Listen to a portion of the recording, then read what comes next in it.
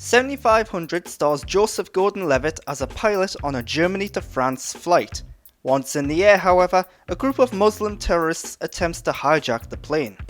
The best thing that can be said about 7500 is that as a thriller, it works. There are some really tense, suspenseful scenes that make you wonder what certain characters are going to do and how the scenario will pan out.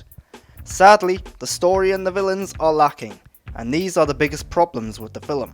The story is both generic and unoriginal, in that it's one that's been told many times before across different mediums. I have to question why this particular version had to be told now and what its purpose or goal was.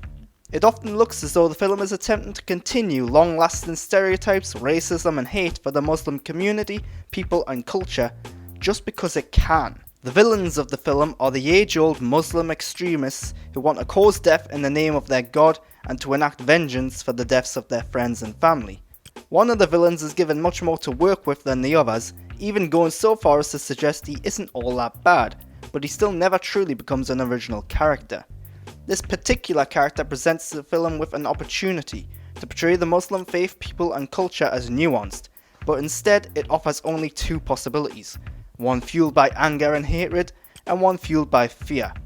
Neither are positive looks. On the plus side, the characters do have clear motivations and goals, making their actions and words understandable if just not entirely original or interesting. The main character, played by Joseph Gordon-Levitt, is well portrayed and he is given just enough backstory and detail to make us root for and care for him. The other characters on the good side are presented as likeable too, but they aren't given much to work with only a couple of exceptions. 7500 is a little on the methodical side too. There's a slow naturalistic build-up and progression to things, with certain events seemingly being portrayed in real time. This adds to the believability and realism of things, also adding to the thrills and tension of certain moments.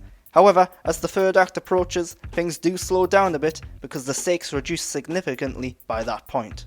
The film takes place entirely within an airplane cockpit. I don't know if it was a real cockpit or a set, but either way, the film makes good use of it. The camera does a great job at making it look cramped and claustrophobic, while the use of dark lighting adds to the tone and mood. In terms of set design and production, it's very well done. 7500 has its moments and it is a somewhat enjoyable thriller. It's a shame that the story is generic and unoriginal, and the villains are age-old stereotypical Muslim terrorists.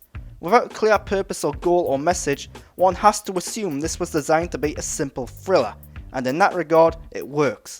But it could have been more than that, which is disappointing.